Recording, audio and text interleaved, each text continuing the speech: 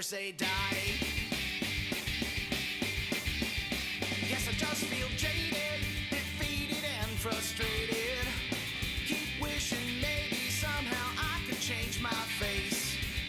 Feel like a sheep inside wolf's clothing. I'm so filled with fear and loathing, and I worry that I'll never find my place. And I'm held hostage by these hotels. I could go out, but there's no telling what waits for me out there. Except I'm sure it isn't you. And me and what I really have been talking this thing out. Women pondering life's mysteries. What is it all about? When the world teams up against us, we look it in the eye, and then dive in head first, screaming, hey you guys. Goonies never say die. Cause our lives take different courses. We get married, get divorces. Our regrets and our remorses wear us down until we die. So we just keep moving forward, onward, up Excelsior. Because persistence is the one resource we have that won't run dry.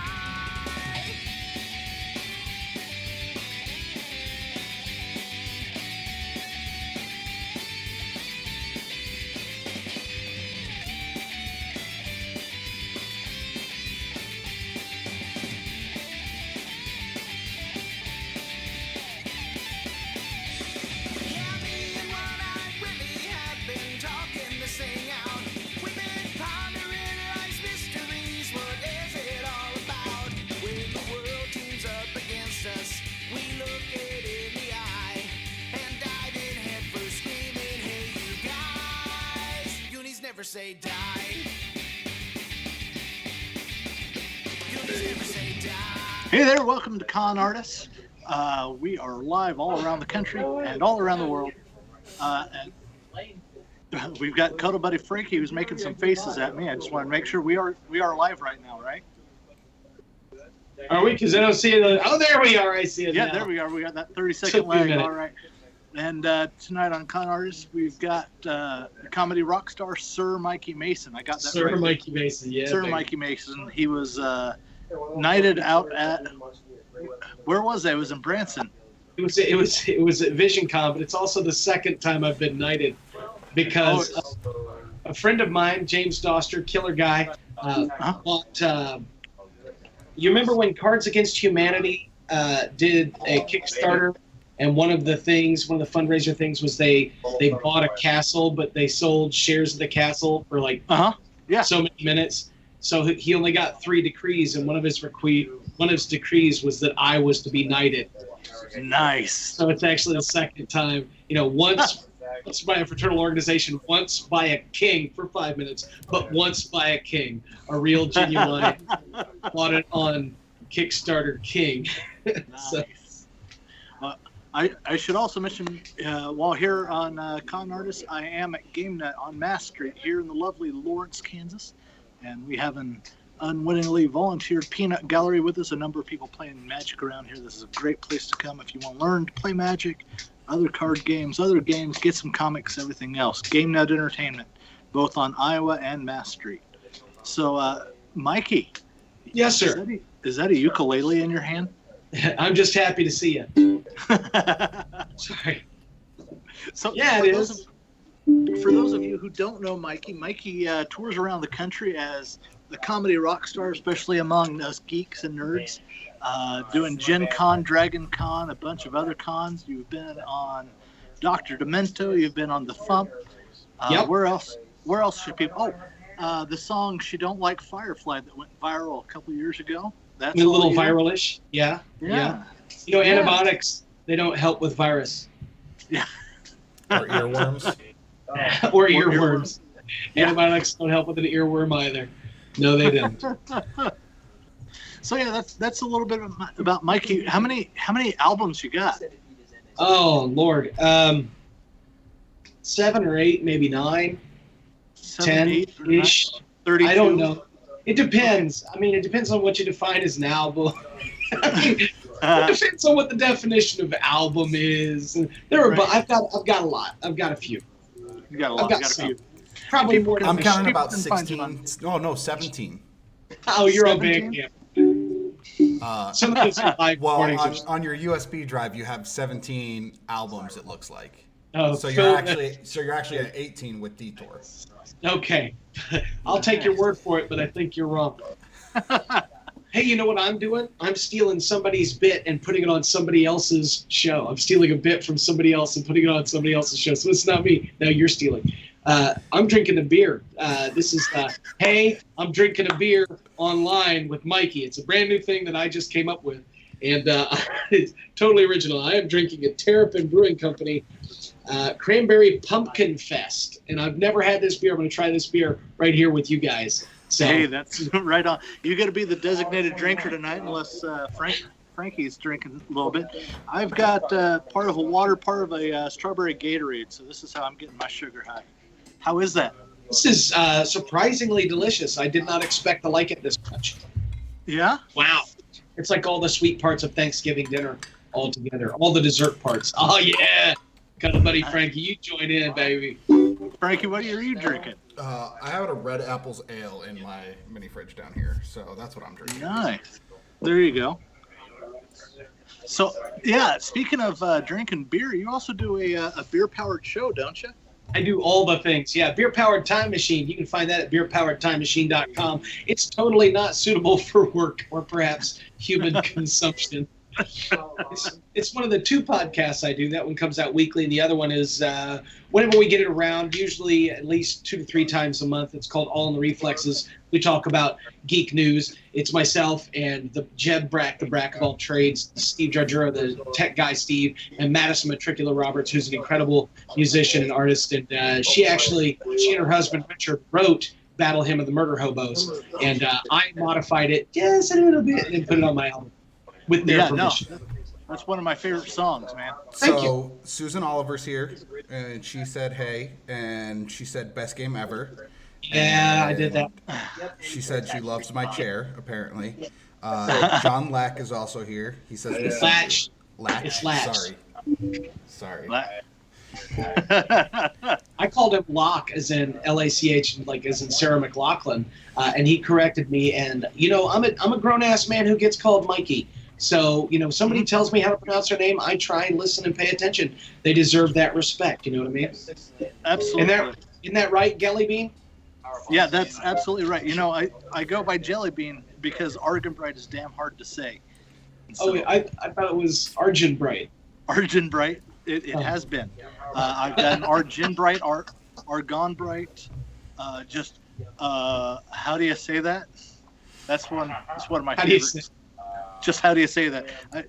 That's a favorite pronunciation of Argenbright.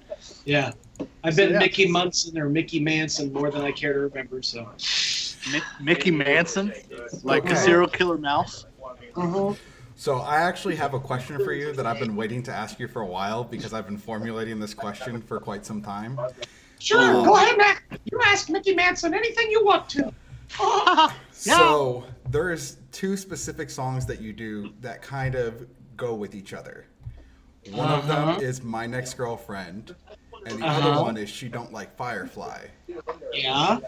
I always imagined that was the same person that you're singing about.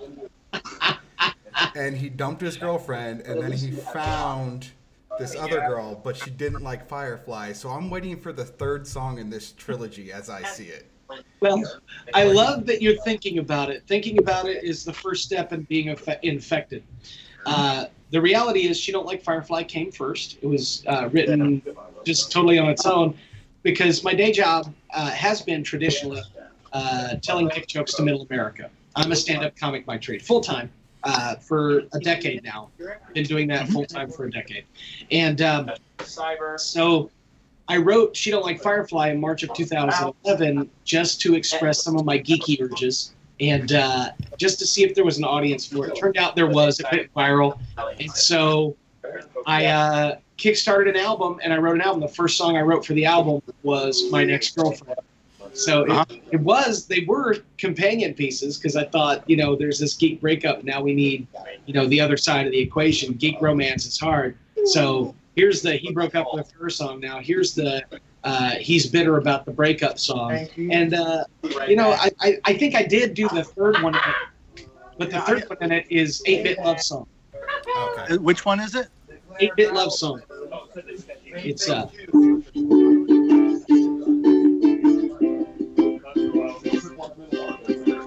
Hey baby, do you wanna play Nintendo? When I see you, I remember my first time watching Mario storm the castles. I wanna love you like it's 1980. And I'm waiting, turn out the light, and sit here next to me.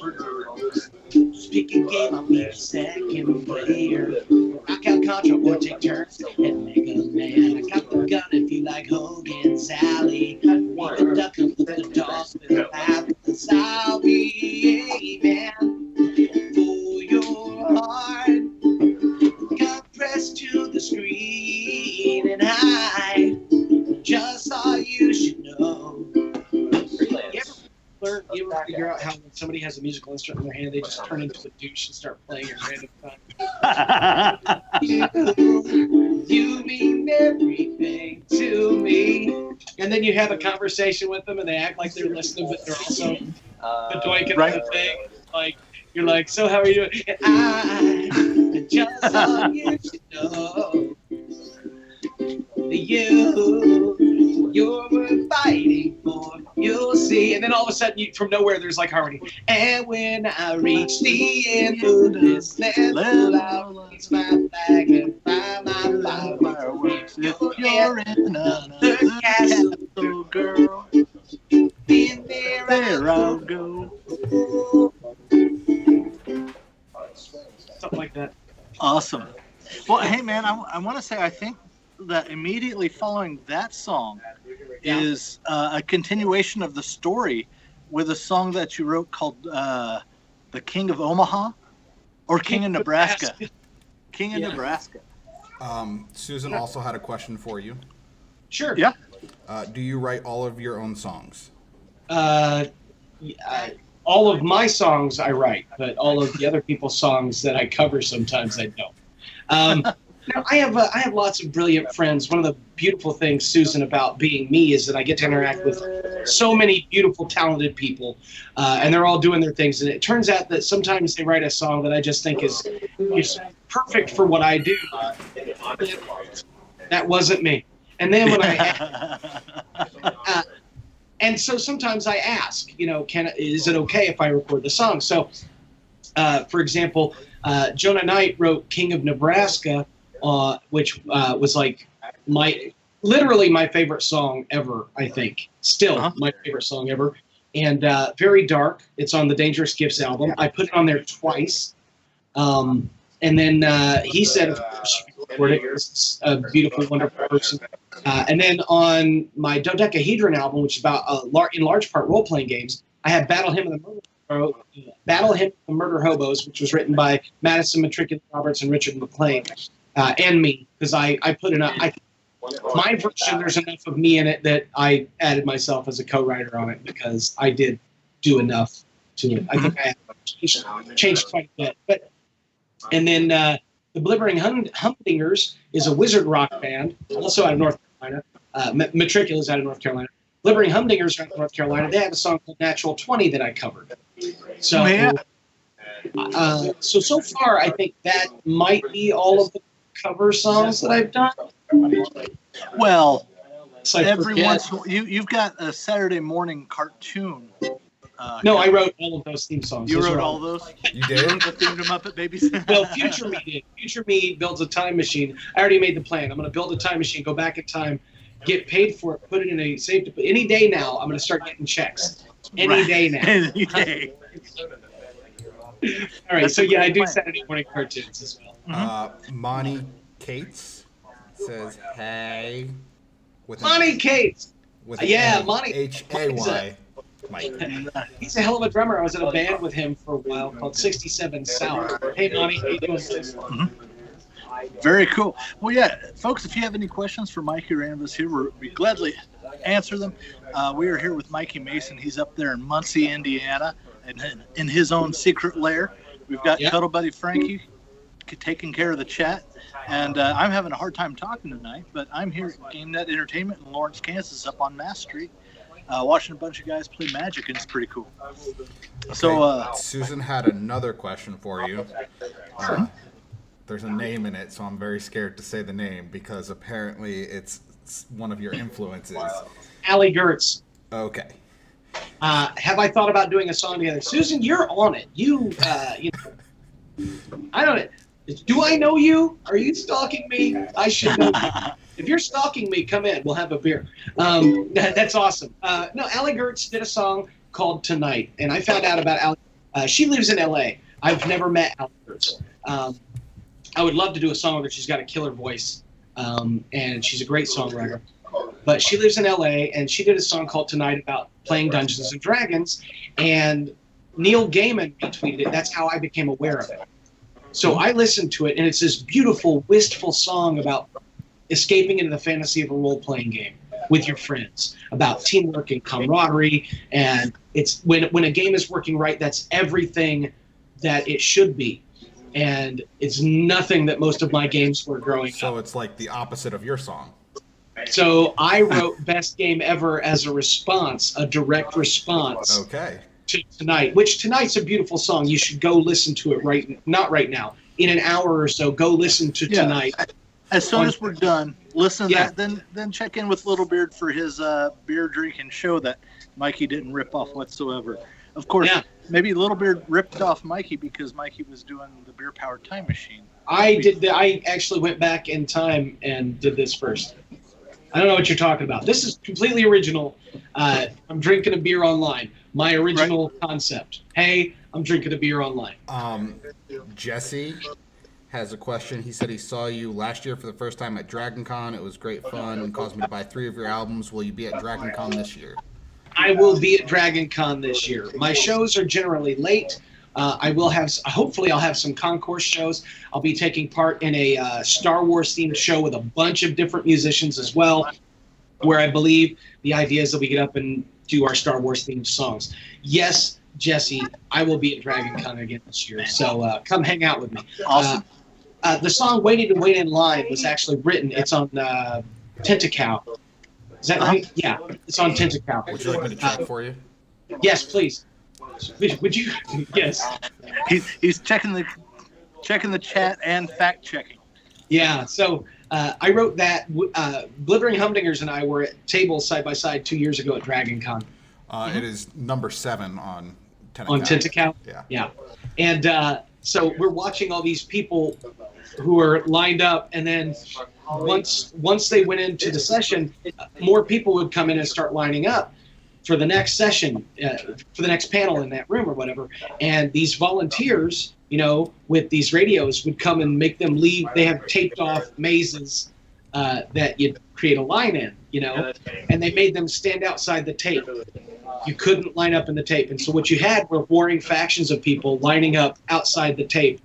And then the volunteer got to pick which line was the official, unofficial line.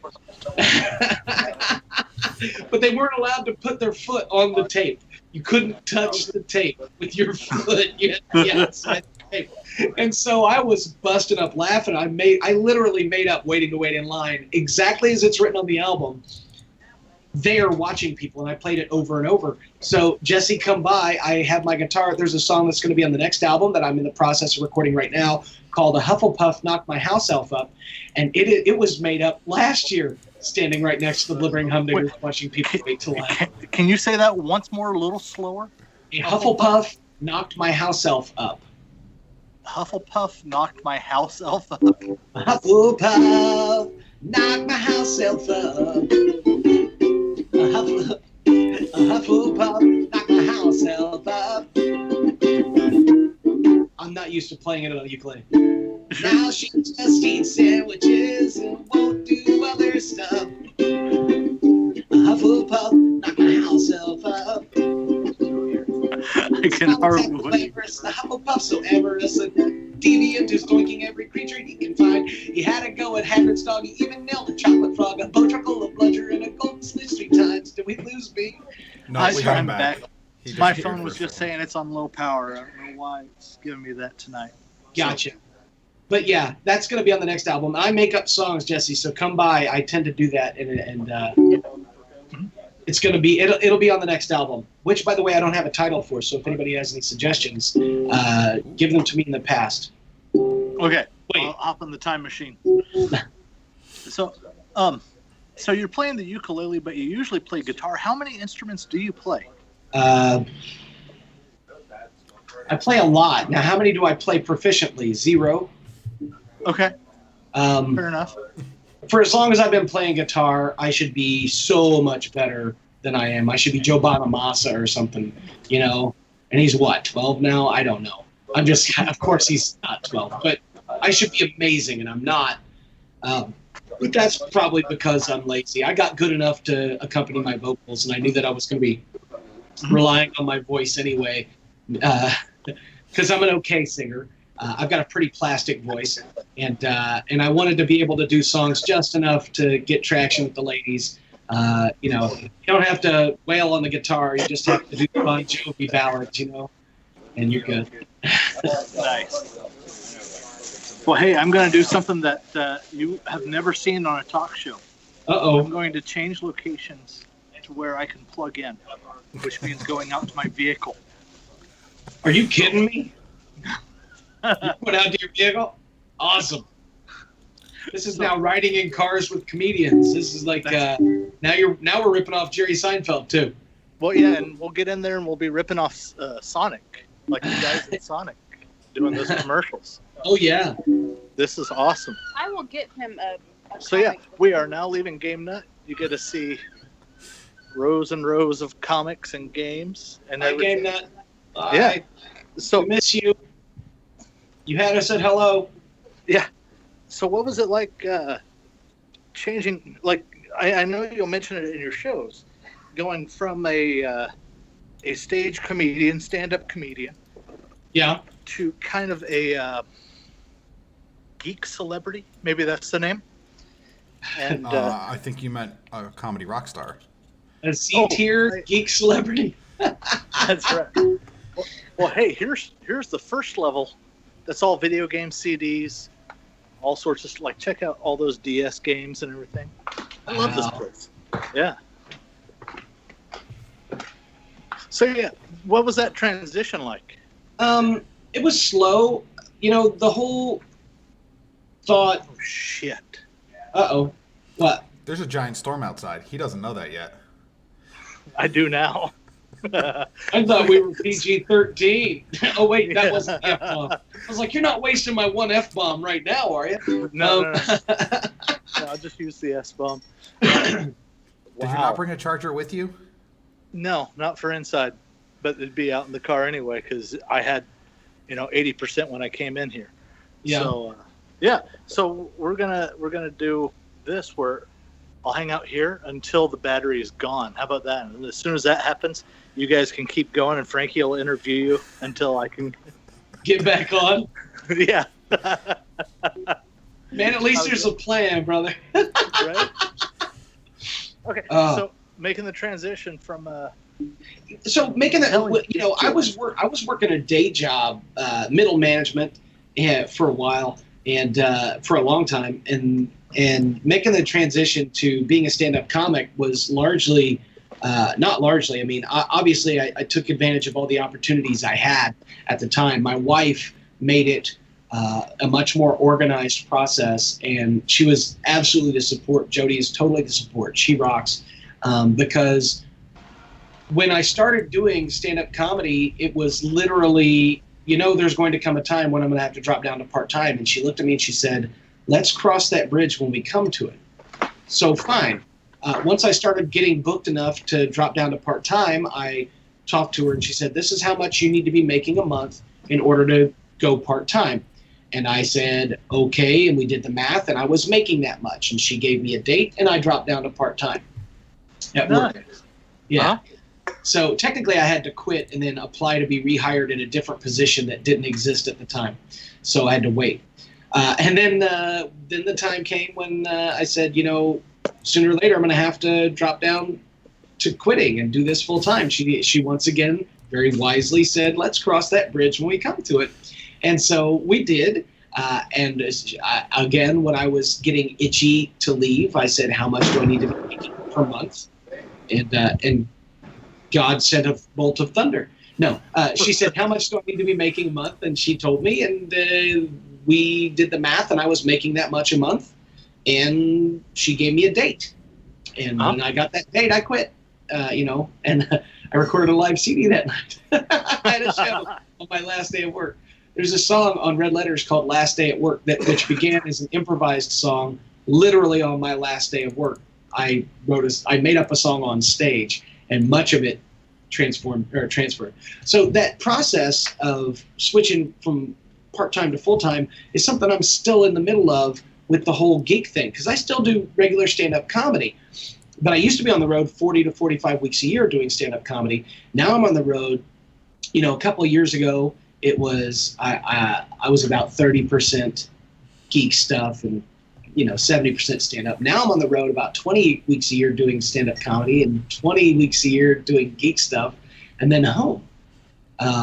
Well, not even 20 weeks, 15 weeks, I'd say, doing geek stuff. And then I'm home, and I do a lot of stuff from home, like I do concert window shows, because I built an audience. Let's go into a tangent that you didn't ask about. There are two types of performers. It's coming up, so yeah. Okay. There are two types of performers. There are performers who need a venue to give them an audience, and there are performers who need a venue to put their audience in. And if you're the second kind, you can work anywhere, or at least anywhere you have an audience, right? And so as soon as I started shifting to geek stuff, my goal, my eye was towards building an audience of people, getting as much exposure as I could to people who like the stuff that I do, who I would appeal to, so that I could, A, be happy, B, make them happy, and C, make a living at it. You know what I mean? You got to be happy. You have to be happy. And especially if you're going to make other people happy, you really have to be happy to do it. And then if you're going to make a living at it, you have to be able to do those first two. So that's the process. I'm about half and half. I'm actually a little more doing the geek stuff than the stand-up stuff anymore. And I do monthly shows for my own. Tomorrow night on concertwindow.com, you can see an entire show. Me right here, there's more light then, and I'll have my guitar and the ukulele, and I'll be doing 2 hours or so of music that's absolutely free. I accept tips, and people take care of me. I'm at this beautiful nexus in my life where I do things that I love for people who love what I do, and they take care of me. I can't complain about that. Wanda says, Wanda awesome. Harward. Hey, Wanda, how's Perry? She says, concert window, Mikey Mason concerts make me happy. They make me happy, too. The Thunderbolt and there. John Locke said, I got my patron postcard. Patreon. Yeah, John. Patreon, sorry. My Patreon patrons, at a certain level, I send you a postcard every month, and it's a handwritten postcard. It's not like printed. I don't print stuff. I handwrite on your postcard and send it to you. And I like horrible postcards. I like kind of dirty postcards. I want to see exactly what will get through the U.S. mail. So I bought this series of postcards last month that were like dolls and toys in awkward positions. Rob says, go Mikey Mason. Rob Henthorn? Hey, Rob. Sorry, I'm really bad with names. It's Rob Henthorn. I'm the worst person to do this. Bob Henthorn, Wanda Harward, John Latch. Or where do you want to play? Anywhere. That works. Sorry about that. The wonderful folks here at Game Nut Entertainment here at Mass Street. Next week I'll be there at Iowa. Are providing me with a plug-in for the iPhone. Love that. I mean, you're in a tech store, so that's pretty good. Yeah. So here we go. I gotta say that I was kind of looking forward to you vanishing from the screen for a few minutes and then appearing again a few minutes later, soaking wet. No, that happened to me right before I started talking to you guys because my car was outside and I moved it in my garage, but it's like pouring rain out. So I changed shirts. I was changing shirts and I thought you guys were gonna call me on Skype, and I was just like, nope, it's not gonna work out real well. It's really bad timing. But. So I kid you not. I plug in the phone, and it stops raining. It stopped raining just now. This is. I'm just going to be honest because that's a part of my thing is, I will be completely vulnerable for the audience. but this has been one of the more messed up nights of dealing with stuff that I've That's me, ever had man. to deal with. It's the Yeah, Mikey luck. Sorry, dude. Oh, it's all good, man. I'm glad you're here, brother. Tell me about the Beer Power Time Machine Fest that you got going. Well, we here's the deal. I do the podcast Beer Power Time Machine with my friends Ty and Randy and Vinny and Jared and my beautiful wife Jody, and occasionally Aaron will be on, and then whoever, we have another special guest on every now and then. Dave will come on, and we have enough listeners who expressed interest that we came up with a 3-day weekend, and all we need literally are 2 more people to pre-order, and it's on because I told all of the people involved, where there's money involved, I will have a hard deadline to be able to tell you yes or no. And this is what I'm going to need to be able to say yes to you. And so we have 2 more people that need to pre-order at beerpoweredtimemachine.com. Pre-order the BPTM Fest tickets. And then they'll get a 3-day weekend, Friday night, Saturday during the day, a beer tour of Muncie. Friday night, it'll be karaoke and drinks with the Beer Powered Time Machine crew. Saturday, a beer tour of Muncie, and then Saturday night, a Mikey Mason show. Sunday morning is a Bloody Mary brunch at Ty Morton's downtown penthouse apartment with Bloody Marys and brunch, and Ty is an incredible host. And then Sunday afternoon, a live recording of the Beer Powered Time Machine where they get to taste all the beers and get on the mics with us. Nice. So, where is this at? It's in Indiana? Yeah, it's Muncie, Indiana. Yeah. How far away is that from Wichita? 9 hours. Oh, geez. You just sold 2 tickets. That's a long drive. Frankie and Alicia. Frankie and Alicia right now. That's 2 tickets. He's going. He'll be there.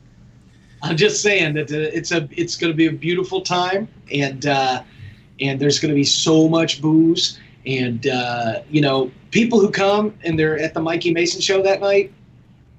If you're a BPTM Fest attendee, I'll play pretty much whatever you want. If I know how to play it, I'll play it. I don't care. The theme to Cheers. I'll play the theme to Cheers. I'll play Golden Girls. I'll play Thank You for Being a Friend. There it is, on the ukulele. Travel down the road and back again. Your heart is true. You're a pal and a confidant. If you threw a party, anybody did what you do, you would see the biggest gift would be from me, and the card attached would say, you still owe me $50. But yeah, I'll play whatever you want. I'm just saying. Well, okay, so I know Gen Con. Wait, does that include like a karaoke night with Mikey Mason? Yeah, Friday night is karaoke. We're literally there's a place called Twin Archer Brew Pub with a lot of great beer and some killer food. You're on your own to buy your beer and your food, but we've talked them into they'll have a karaoke night with the Beer Powered Time Machine crew. So you want me to sing a song with you or for you on karaoke night? I'll sing a song with you or for you. You want me to sit on the stage so you can sing to me? I'll do that. You want me to serenade you with Billy Vera and the Beaters at this moment? What do you think I would do at this moment when you're standing before me with tears in your eyes, trying to tell me that you found you another, you just don't Frankie no more. Wait, no, sorry, that was the wrong word. No. I was just thinking, we haven't told the story on this show how we met. And I was just looking around there. There's not any kids, so we should definitely making sure. I think you're all right. Okay, we're gonna be all right. Yeah. Do I have to remember how we met? There was a soaking, drenched woman who just walked in, so we could comment about that. I mean, we are talking to people from around the country right now, and right. but just embarrassing this woman who's just trying to get warm from the cold. It's all right. No, it's fine. Jesse said, speaking of Beer Powered Time Machine, that is my favorite Mikey Mason song. It's the song of my life.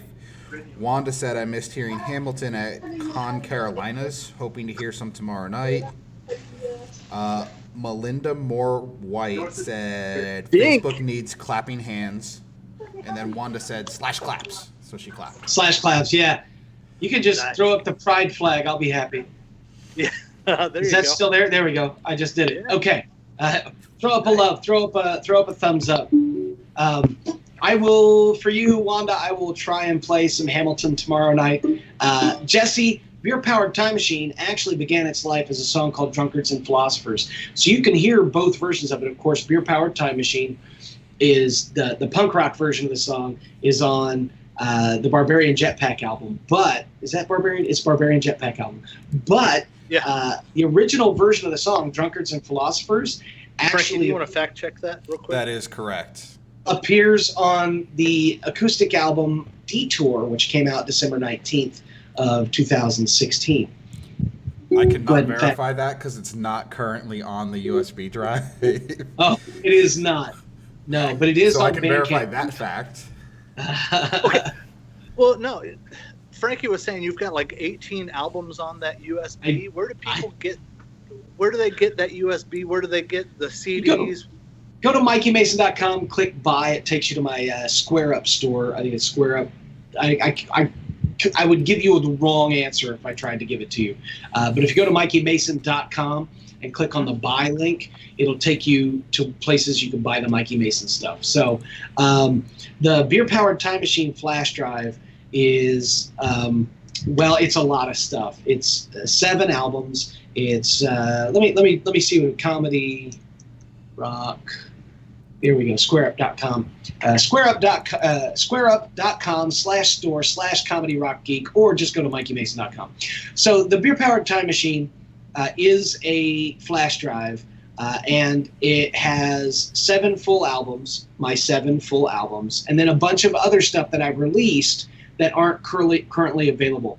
So over 200 other tracks, studio releases, live versions, demo versions, very old and unreleased material, over 150 of which are not available in any other media, as well as archival and test video footage, including the only video footage available the first time I played She Don't Like Firefly live, which is at Fear the Con 3 or 4, I think. And it's only a few seconds at the end. It actually appears, there's a clip called Echoes of Forum X at the end of the Impotent Nerd Rage album, and it's delayed echoey footage or sound from that first time of singing She Don't Like Firefly live. And then unreleased Too Fat to Troop test video footage. You've watched that, right, Frankie? The Too Fat to Troop test video footage? I have not. Oh, you get to see me fly an X-Wing. Yeah. I saw you film a video. You did see me film a video. You absolutely did. And then, there's other video goodies on there as well. And so the big selling point is that the 7 full albums, those are my Impotent Nerd Rage, Barbarian Jetpack, Dangerous Gifts, Red Letters, Dodecahedron, Tentacow, and then there's one other in there. And Comedy Rockstar, which is my regular stand-up comedy dick joke to Middle America stuff. And then there's the Storm Coming EP, which is about American gods. And then there's a thing called Quomodosenquisen, which is a bunch of unreleased tracks, including songs that I improvised at conventions and stuff like that. And there's one called Ancient History, which is 4 or 5 songs that I wrote and recorded in college, and they are just I just digitized the files and cleaned them up a little bit, and I couldn't help the songwriting or the performance, but that's, there they are. But anyway, the whole selling point is you get that whole catalog up to Tentacow for $50, which is less than you'd pay for all 7 of those albums, right? But then you get 200 other files, That's right? awesome. So Yeah, there's a that lot you of can't get stuff. other places. Yeah. So And that's why I haven't gone through all of it yet. right, you really got to be a Susan level fan, knowing about me and Allie Gertz to get to that level. Thank you, Susan. You made me Well, so. I mean, to be fair, after I got it and the Saturday morning cartoon song was on it, I just listened to that on repeat. Yeah. And that's the thing. It's Saturday don't have morning Saturday- cartoon. Yeah, I don't have Saturday morning cartoon on any of my releases because I didn't write it, and I don't want to pay to use that, because that would be money that I don't have. to pay for those rights, and so I didn't put it on anything that I released. And I put it on that as a bonus thing because it's in the several live performances. Mm-hmm. That's the only reason it was there. Well, I'm glad it's there. I mean, Yeah. So if you have all of my stuff, it's $50 for all the stuff that you can't get anywhere else. If you don't have any of my stuff, it's $50 for all of that. Mm-hmm. That's awesome. Well, hey, tell me a little bit about Patreon and how people support Beer Powered Time Machine and all those things. Sure. All right. I have two Patreon accounts. One is the Mikey Mason account. So for a set number a month, I will everything that I record. I'm getting into recording the new album right now, so they will get test files, etc. You know, when I'm writing a demo, when I'm demoing a song, when I'm playing around with it, they'll get the stuff. Occasionally, I will have songs sent off so that somebody else will add another guitar part. Trent Wilson. I love to have Trent Wilson play guitar on my stuff from Big Damn Heroes out of Springfield, Missouri. Or Sean Faust out of New Jersey. I love to have him add keyboards. You know, sometimes Braxton Blue from Valentine Wolf adds some double bass onto my stuff. By double bass, I don't mean two basses. I mean the classical music instrument double bass, not a cello. Uh-huh. So they get clips, snips, stuff like that. When I wrote, you know, they got the demo version of Hufflepuff, Knock My House Elf Up. They got the Wait in Line demo version. They get the demo versions. I try and put stuff up there.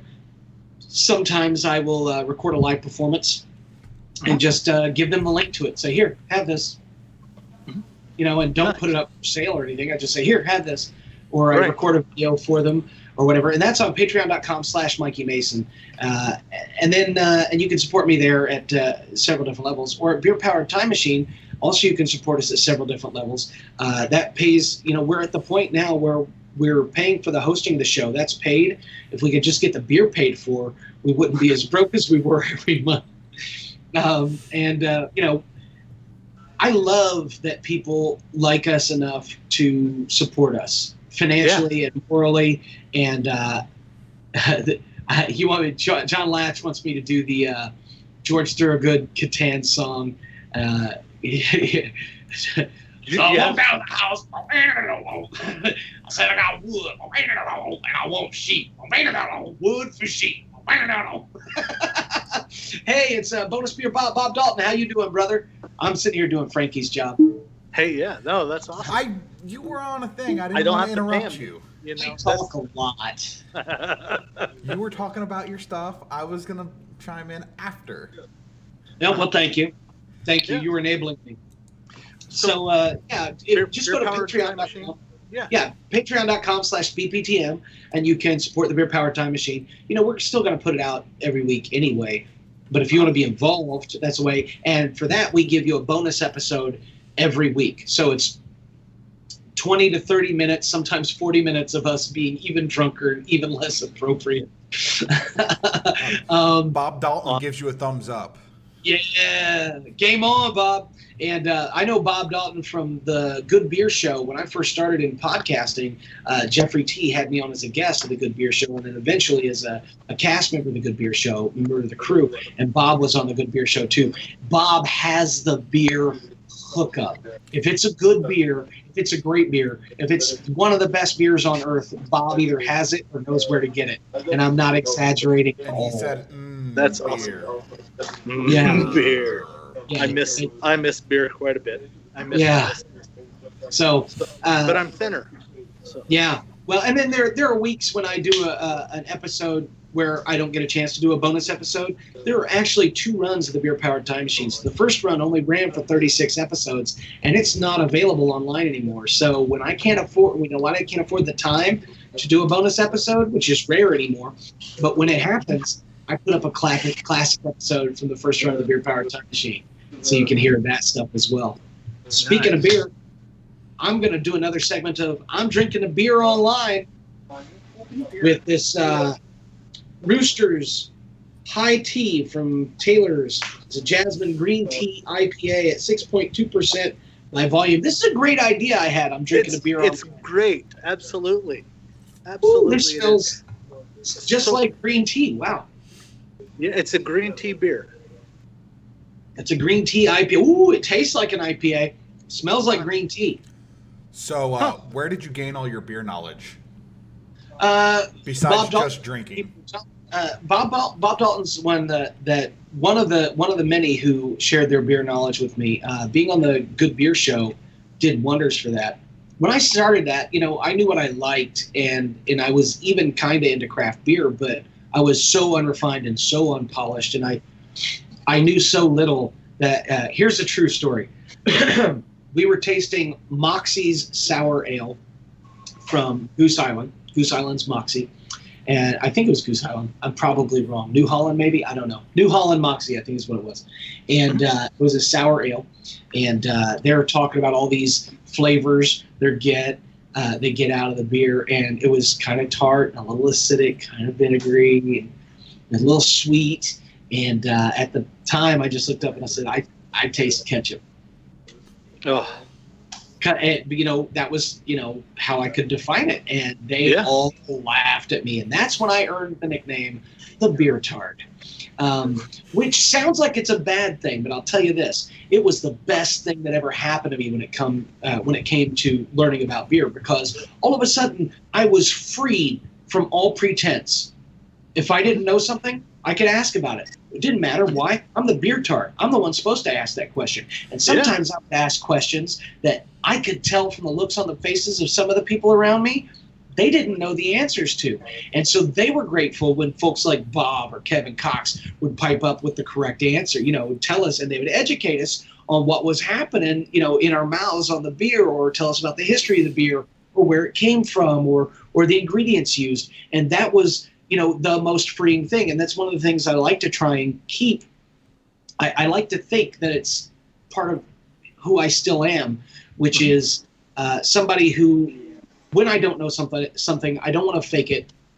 I want to ask the question and be that guy, because I think that's more open and honest. Like you said earlier, being vulnerable for people, and I think that people respond to that. The other, it's just call it honesty, what it is, Yeah. Jesse said we occasionally do weird beer D&D night. I'm not. I've had some great D&D nights drunk, but I'm not sure I've ever had great D&D nights when the GM was drunk. And I'm not sure the DM had great D&D nights when we were drunk. So no. But okay, so 4 things I know that everyone else needs to know about Mikey Mason by now. Put my hand in front of my face for annoying. 1, he's one of the quickest wits you'll ever meet. The man's mind works fast. 2, he's one of the hardest working. I was going to have a comeback to that. I couldn't. Right. Sorry. Give me a minute. He's one of the hardest working artists out on the con circuit. The man is constantly working, selling, motivating, marketing, doing the right things, making networks happen. 3rd thing that you need to know about Mikey Mason is that he's not just a musical guy or a comedy guy. He also arts a lot. He does everything that he can do to get art, to get love, fandom into your face and into your hands so you can take it home. And 4th, he's got one of the best attitudes of just about any artist I've ever known. It's You shut your mouth. I don't want to know. I'm sorry. No, well, it's a thing though, where artists we're often the creative types, very down in the mouth and easy to get down, but you're always got that twist. It's like, no, you call me a name, I'm going to use it to my advantage. And the 5th thing you need to know is that he looks great in a tiara hat. Just gonna say, this is my princess. Our own pretty princess right there. This is actually the 2nd time I've worn this hat. The first time I was running trivia, and this is the 2nd time. Tomorrow I'll wear it on the concert window. Nice, Frankie. What we got? John said I'll have to give you a copy of my drinking FRPG called Gulps. Fantasy role-playing game called Gulps. That's a play on GURPS. Generic Universal Role-Playing System. And John, I will have to take you up on that, because that sounds awesome. Jesse says one thing he does takes time for his fans. He stood and talked to me for a good 20 minutes just about my D&D character. It was great. Wanda said he's a pretty princess. See hat. I'm a badass princess. I'm pretty badass, and I'm not as badass when I'm not a princess. That's for sure. Right. But yeah, no, thank you, Wanda. Thank you, Jesse. I try, man. One of the things I learned early on from being a fan of people is that the people you're a fan of don't owe you anything. They really don't. They don't owe you a hug. You know, they don't owe you a hello. They don't owe you being nice to you. But if they're not, then you kind of lose interest pretty quick. If they're a dick to you, you know, I live by that Will Wheaton, don't be a dick philosophy. You know, I want to be the guy that I would want to meet. I'm still trying to be that. I'm literally trying to become that guy. I wish I were as cool as some people thought I was. I wish I were as talented as some people seem to think I am. But it's not going to stop me from making music, you know. Mm-hmm. So, well, you're not talented. You're just hardworking. Sure, it's true. Well, here's the thing: the Dangerous Gifts CD, the Dangerous Gifts album. The title of that came from a comment from a poetry professor of mine named Tom Thornburg, who also happened to give me some of the best advice I ever got in my life that I'm not going to share right now. Okay. But he, on one of I was jerking around with parody poems just to be funny. And he said, his comment was, "This is clever. I bet your friends won't get it." And then he said, "Be careful. These are dangerous gifts you're playing with."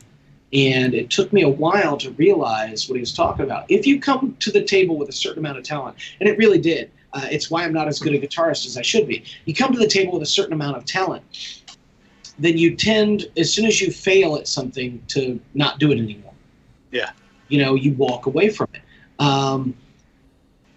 What you get with talent what you don't get with talent that you need as an artist is discipline. Mm-hmm. And you have to have the discipline. But if you don't have it, if you just rely on your whimsy and your talent, and then you can only ever be as good as your talent. It's discipline that will consistently make you better. I was talking with Alethea Contis. She's a fantasy author, a wonderful writer.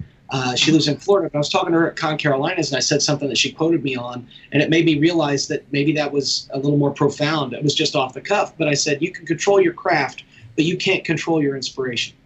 Mm-hmm. So when you can't control inspiration, you have to control your craft. You have to sit down and have the discipline. If you don't have the discipline, you're screwed. There's nothing you can do, yeah. Well, and that was an item that we talked about last week with BJ and Kate. You know, BJ's constantly doing the art, the oodles of doodles, fastest hand in the West. Yeah.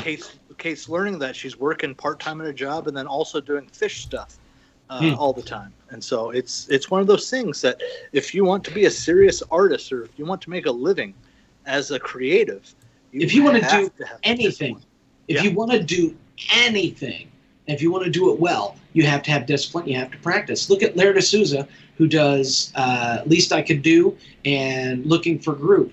He does Twitch live streams of art sessions on Friday nights. And the man, if you look at all day, every day, when he has free time, the man is drawing. And he's immensely talented, but he's also incredibly skilled and disciplined. His craft has overcome any inspiration he needs, his craft will overcome. Period. Jeff Case says next time you're in Virginia, there's great microbreweries opening up. Jeff, I will make it to Virginia soon. At the very least, it'll be at MarsCon in January, but I'm sure I'll be in Virginia before that. Mm-hmm. Speaking of which, I just got tentatively booked at a convention in San Diego in January. I don't get out to the West Coast very often, but it's Coslyceum. It's a play on the word Coliseum, but it's cosplay Coliseum, so Coslyceum. And it's in San Diego. I mean, they have a Coslyceum that's happening in July in Atlanta. I will not be at that. I'm working very hard, and they are working very hard to get me there to Coslyceum in San Diego in January 6th, 7th, in San Diego, California. That seems like a long time away. Yeah. Well, I'll tell you what. We're going to start talking to the Hannons, the losers that we talked back in episode 2. They need to come out and meet you. I know Are you talking about watching. Frenchie and the Punk? No, No? Frenchie and the Punk. No, we still need to do a show with Frenchie and the Punk, though. Oh, yeah, you absolutely do. Yeah, well, we did episode 3 with them, and it kind of went half and half just because technology. But there's a group out in San Diego who are called the Losers, the League of Supremely Evil Revolutionaries, who do a steampunk and a pirate thing. Nice. They're out there, the Star Wars steampunk universe with Chris Canole, who was the guy who designed the Fortress of Solitude in the old Superman movies. Ooh, the Ice Crystal Fortress. Make sure to tag him and get you some of our friends out there in San Diego. So, sweet. Yeah. No, we can absolutely make that happen. So, Wanda says Frankie, in Geek Gala on October 21st. And in the Geek Gala in Charlotte, North Carolina, October 21st. Yeah, so when's the next time you're going to come up back to Wichita? I'm not. Tsunami Con in October. I'll be in Wichita at the Scottish Rite. Is it Scottish Rite Cathedral? Is that where it is? Scottish Rite Center. Yeah, I think so. Scottish Rite Center in Wichita with the Prismatic Tsunami gaming community. They have Tsunami Con. Right. And I'll be there. Beard and I both have events on those dates. I've got the Haunted House here in Topeka. He's got a festival somewhere. And so you're going to be there solo, buddy. I might be here. I don't know. Frankie's going to come handle me, and then Frankie and I will do a con artists from Tsunami Con without you. I can Skype in. I can make that work. Why would we do that? And from the haunted trail. So I am going to pay people to be dressed as clowns. You better not. We can dress as clowns. We can Skype with him dressed as clowns. Yeah. Yeah. So now we're coming to the end of our hour. Let's see. Oh, I just saw the words you wrote, vagina dentata. That was how we met. It was at Tsunami Con. Yeah. We've vagina come full circle. Dentata. No one's down here, so I can say vagina dentata. We were playing Cards Against Humanity. Right. You guys were hosting Tsunami Con. You were the official MCs for Tsunami Con. Uh-huh. And I was the musical guest, and we had a VIP game of Cards Against Humanity with people who were VIP guests, and one of the cards was Vagina Dentata, and you and I burst into the Lion King's Hakuna Matata, but using what a vagina. wonderful phrase. Vagina Dentata, ain't no passing face. It means no penis for the All rest of your days. It's our phallus-free philosophy. Vagina Dentata. Vagina Dentata. Sorry, we're stupid. I'm stupid. Forgive me. Yeah, well, it's a good story. It's a good story. There are no cuss words. There's nothing dirty. Those are all scientific terms. Yeah, sure. So awesome. So people need to check you out on Bandcamp. You don't have too many things on iTunes. No, I've got. You're right. I don't have too many on iTunes. I think everything up to dodecahedrons on iTunes. So my first 4 albums are on iTunes and CD Baby. But everyone needs to go to MikeyMason.com, and you can buy everything through there directly from Mikey. Yes. Support him the best way possible there. Beer Powered Time Machine. Real quick, tell me about these trivia games that you're doing up there in Muncie. So Ty Morton from the Beer Powered Time Machine podcast worked at the Fickle Peach about 7 years ago while he was working there. He started doing trivia on Saturday nights to keep interested because Saturdays, for whatever reason, were slow at that time. And he started trivia Saturday afternoons, and people would come in and do trivia, and it built up, and then they had to move the night because Saturdays got busy, as Saturday at a bar tends to do. And then so they moved to Tuesday nights, and I was an avid player of trivia when I could make it, which was more often when it was on Tuesday nights. And then he started having me fill in for him every now and then he had me take it over. He was like, I just can't do this anymore. Do you want to take it over? And I said, yes. Guaranteed paycheck every week? Yes, I would like to do that. And so I did, and so at the Pickle Peach in Muncie, Indiana, I run a thing called Smarty Pants Trivia. It's team trivia, it's pub trivia. It's John said good night. Good night, John. Take care. Jesse, thank you, brother. And so it's team trivia, and it's multimedia. I run videos and pictures and songs and stuff through it, and it's cool. It's team trivia. And then on Wednesday nights at the Guardian Brewing Company, I now host a game show every week called Drafted, and it is horribly inappropriate. And when I say horribly inappropriate, it started out being kind of respectable, and then I realized that my goal with the show was to make it as fun to watch as it was to play. Mm-hmm. And trust me, when you're playing a game show, it's always easier when you're in the audience. But I wanted to make it just so fun to play and to watch. So now instead of answering questions about songs, you get the chance of answering the question and or singing part of the song and or both. And you get more points if you do both. And then I'll do questions that require you to answer in the form of an impression. You have to do an impression of somebody. Or I do questions where that are about horribly embarrassing pornography. Or I do questions that require you.